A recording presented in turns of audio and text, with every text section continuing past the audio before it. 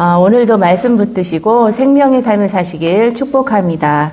오늘 말씀은 에베소서 3장 1절에서 13절입니다. 에베소서 3장 1절에서 13절 말씀. 우리 한 절씩 교독하시겠습니다. 이러므로 그리스도 예수 일로 너희 이방인을 위하여 갇힌 자 된 나 바울이 말하거니와 너희를 위하여 내게 주신 하나님의 그 은혜의 경륜을 너희가 들었을 터이라. 곧 계시로 내게 비밀을 알게 하신 것은 내가 먼저 간단히 기록함과 같으니 그것을 읽으면 내가 그리스도의 비밀을 깨달은 것을 너희가 알 수 있으리라. 이제 그의 거룩한 사도들과 선지자들에게 성령으로 나타내신 것 같이 다른 세대에서는 사람의 아들들에게 알리지 아니하셨으니 이는 이방인들이 복음으로 말미암아 그리스도 예수 안에서 함께 상속자가 되고 함께 지체가 되고 함께 약속에 참여하는 자가 됨이라. 이 복음을 위하여 그의 능력이 역사하시는 대로 내게 주신 하나님의 은혜의 선물을 따라 내가 일꾼이 되었노라. 모든 성도 중에 지극히 작은 자보다 더 작은 나에게 이 은혜를 주신 것은 측량할 수 없는 그리스도의 풍성함을 이방인에게 전하게 하시고 영원부터 만물을 창조하신 하나님 속에 감추어졌던 비밀의 경륜이 어떠한 것을 드러내게 하려 하심이라. 이는 이제 교회로 말미암아 하늘에 있는 통치자들과 권세자들에게 하나님의 각종 지혜를 알게 하려 하심이니 곧 영원부터 우리 주 그리스도 예수 안에서 예정하신 뜻대로 하신 것이라. 우리가 그 안에서 그를 믿음으로 말미암아 담대함과 확신을 가지고 하나님께 나아감을 얻는 일. 다 같이 그러므로 너희에게 구하노니 너희를 위한 나의 여러 환난에 대하여 낙심하지 말라. 이는 너희의 영광이니라. 아멘. 네. 참 저에게는 찬양이 참 어려운 것 같습니다. 함께 해주셔서 감사합니다. 네. 성경은 모두 구약의 39권, 신약 27권으로 되어 있습니다. 그 중에서도 이 사도 바울이 쓴 성경이 신약에서만 13권입니다. 에베소서는 사도 바울이 로마 감옥에 이렇게 갇혀 있을 때 쓴 편지인데 이 밖에도 이 빌립보서, 골로새서, 빌레몬서와 같이 옥중에 수감되었을 때 쓴 편지로서 옥중 서신이라고도 하는데요. 그리고 또 교회들에게 쓴 일반 서신도 있고 또 목회자들에게 쓰신 목회 서신도 있습니다. 이렇게 여러분도 아시다시피 그 바울은 예수님을 핍박했고 또 예수님을 믿는 사람들을 죽이기까지 아주 무섭도록 핍박했던 사람 중에 한 명입니다. 그래서 그 사도 바울이 다메섹 도상에서 예수님을 만난 이후 그의 삶이 180도로 변한 것을 우리가 알고 있는데 이렇게 사람은 어떠한 것에 가치를 두고 또 어떠한 것에 잘못된 신념을 가지면 아주 무서워지는 것을 알 수 있습니다. 그러나 그거보다 그 자기가 가지고 있는 그 가치보다 그 더 뛰어난 가치를 발견하거나 또 사랑하는 어떤 대상이나 사랑하는 것들이 나타나면 그동안 믿고 있었던 것, 또 이렇게 움켜잡고 있었던 것을 이렇게 그런 것에서 변화되게 되는 것을 우리는 알 수 있습니다. 이렇게 사도 바울도 주님을 만난 순간에 엄청난 그 계시와 비밀을 알게 되고 깨닫게 되어서 결국은 또 이방인들의 사도가 된 것을 사도가 되고 또 하나님의 부르심을 받았습니다. 이 이방인들이 하나님의 구원에 이르도록 사도 바울 자기는 이렇게 작은 자 중에 정말 작은 자를 하나님께서 선택해서 먼저 비밀을 알게 하시고 또 깨닫게 해주셔서 우리에게 더 큰 비밀의 그 경륜을 열어주셨다고 말씀을 하셨어요.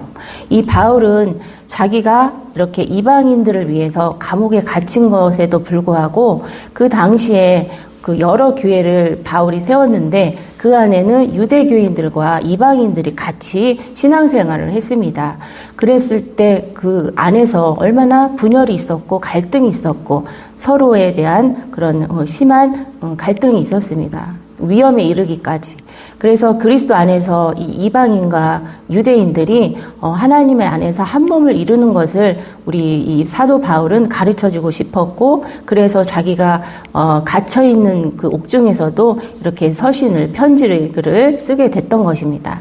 이 바울은 복음을 전하다가 에베소에 있는 그 감옥에 갇힌 자기의 형편을 절대 원망하지 않았습니다. 오히려 자기가 당당하게 그 자기가 감옥에 갇혀 있으면서도 이렇게 말을 했죠. 2절을 보면 우리가 너희를 위하여 내게 주신 하나님의 그 은혜의 경륜을 너희가 들었을 터이라. 이 2절에 너희를 위하여 내게 주신 그 은혜의 경륜이라고 말씀을 하셨는데, 여기서 경륜이라는 것은 결국은 하나님의 뜻을 말해요.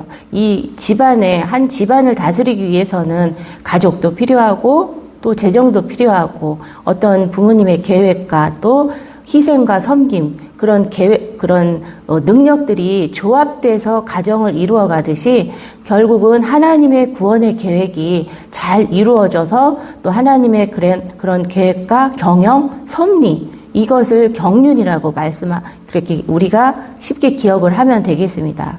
그래서 하나님은 세상 모든 사람들이 하나님의 구원의 경륜에 이르기까지를 원하셨어요.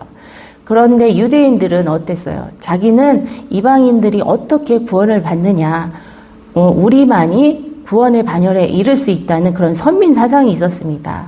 그래서 6절을 우리가 다 함께 읽어보겠습니다. 6절 시작. 이는 이방인들이 복음으로 말미암아 그리스도 예수 안에서 함께 상속자가 되고 함께 지체가 되고 함께 약속에 참여하는 자가 됨이라. 네, 바울을 통해서 이방인들에게 복음이 전파되었는데 이제는 유대인들과 똑같이 함께 이렇게 3번이 나왔는데, 이것은 유대인들과 똑같이 상속자가 됐고 똑같이 지체가 됐고 똑같이 약속에 참여하는 자가 되어서, 이전에는 이 이방인들이 그리스도 밖에 있었다면 이제는 그리스도 안에서 이 유대인과 같이 하나님의 구원의 반열에 들어와서 또 그 은혜 가운데 들어가게 됐다는 것입니다. 지금의 우리들도 이방인이에요. 이방인인데 지금 보세요. 우리도 하나님을 예배하고 또 하나님의 그 구원의 반열에 참여하게 되었는데 그 은혜가 정말 감사하고 값진 것입니다. 이 모든 것은 하나님께서 창세 전에 계획하셨고 또 우리를 위한 이것이 비밀의 경륜이 밝혀졌다는 것입니다. 이런 바울의 고백은 그때 당시 유대인들에게 정말 감옥에 투옥될 만한 일이었고 정말 이렇게 핍박을 받을 만한 소리였습니다. 그러나 바울은 자기는 하나님의 뜻에 따라 하나님의 왕이 되고 높은 지위에 오른 것이 아니고 하나님의 일꾼이 되었다고, 그래서 그 사명이 선물이고 또 자기의 그 사명이 마땅하다고 고백을 합니다. 우리도 마찬가지예요. 믿음의 선진들을 통해서 우리가 복음의 소식을 들었고 또 우리는 그 은혜에 감사하면서 복음을 전하는 자가 되어야 되는데, 이 복음을 전하는 것이 쉽지 않죠. 전도하는 것이. 그래서 때로는 아니란 생각 또는 미루거나 게으르거나 이런 그런 생각을 할 때가 또 있습니다. 그러나 우리는 그 복음을 선물로 받았기 때문에, 또 우리가 아니면 누가 그 복음의 그 소식을 듣겠습니까? 또 우리 입술을 통해서 우리가 복음을 전할 능력을 가졌기 때문에 우리들은 믿음으로 또 행함으로 전도하는 그런 복음을 전파하는 그런 믿음의 전파자들이 다 되어야 될 줄 믿습니다. 하나님의 뜻대로 살기 위해서는 정말 거룩하고 또 하나님의 뜻대로 살고 또 찬송처럼 진실하고 신실하게 살고 또 이렇게 전도를 하다 보면은 이렇게 핍박을 안 당할 수가 없습니다. 그래서 공중 권세를 잡은 이런 사악한 사단들이 정말 어떻게든 교묘하게 방해를 하고 있어요. 왜냐하면 이 세상 그 하나님의 복음을 위해서 사는 것은 세상 방식이나 세상 법과는 정반대되는 삶이기 때문입니다. 그래서 우리가 속한 공동체 안에서도 우리가 이렇게 교회를 같이 다니면서도 불구하고 때로는 한 지체로 묶인 영적인 자녀이지만 때로는 갈등도 생기고 또 불협화음도 생기고 또 이렇게 속상한 일들도 생기게 되는데 그것은 또 각자가 나름 하나님의 나라를 위해서고 또 교회를 위해서라고 말씀을 하고 행동을 해요. 그렇지만 그때 가장 중요한 것이 무엇이겠습니까?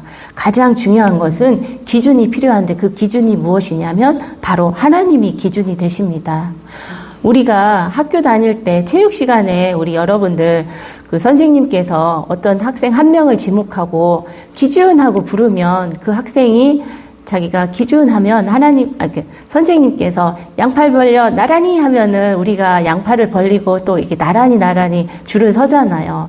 이러면 키가 큰 학생이나 작은 학생이나 뭐 좀 통통한 학생이나 마른 학생들이나 이렇게 줄을 똑바로 서면은 그거 자체로도 정말 멋있는 걸 볼 수 있거든요.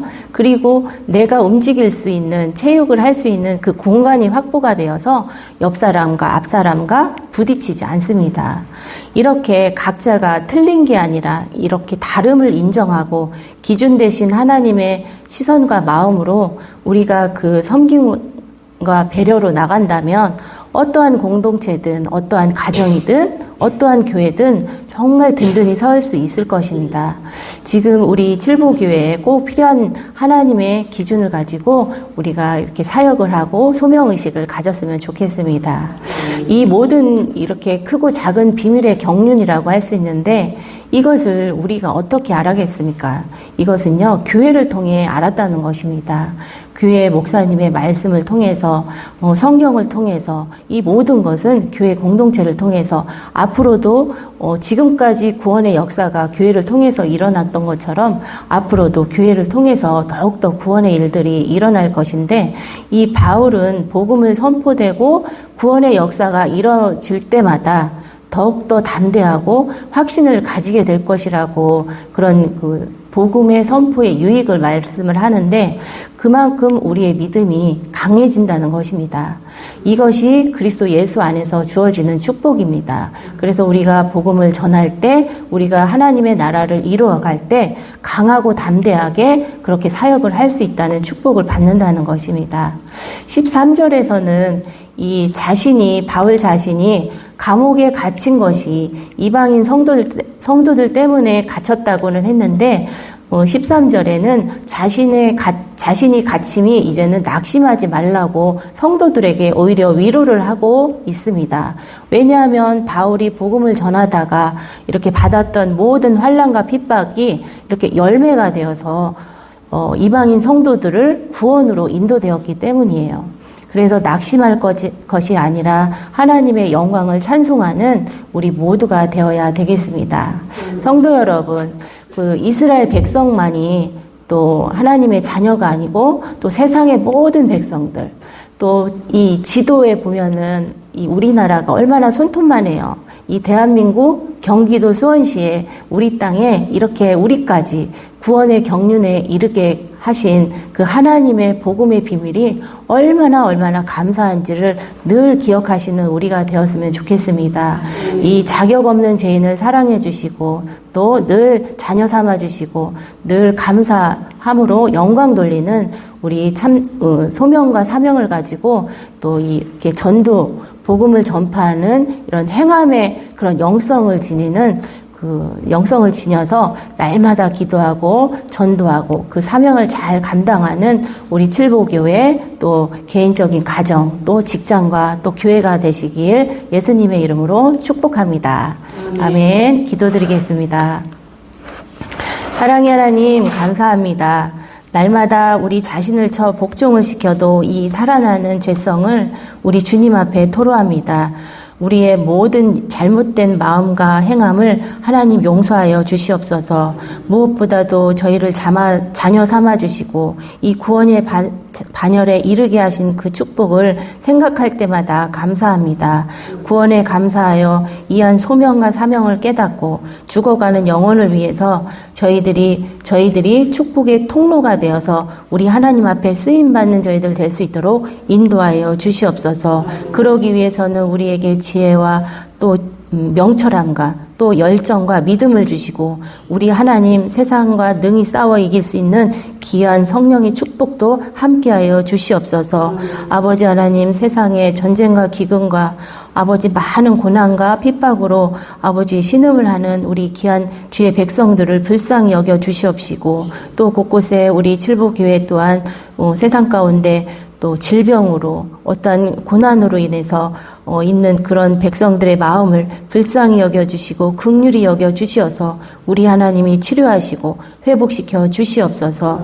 아버지 하나님, 앞으로 있을 칠보교회의 모든 행사와 또 일정과 사역위에 우리 하나님 축복하여 주시옵시고 날마다 하나님의 나라가 더욱더 부흥되는 아버지 귀한 우리 칠보교회가 또한 우리 성도님들 가정이 될 수 있도록 인도하여 주시옵소서. 또 마음의 소원을 가지고 기도하는 모든 것들이 우리 하나님 앞에 상달되어서 이루어질 수 있도록 인도하여 주시옵소서. 아버지 하나님 앞에 감사드리오며 거룩하신 예수님의 이름으로 기도드렸습니다. 아멘. 오늘도 말씀 붙잡고 주여 한번 외치고 기도하시겠습니다. 주여.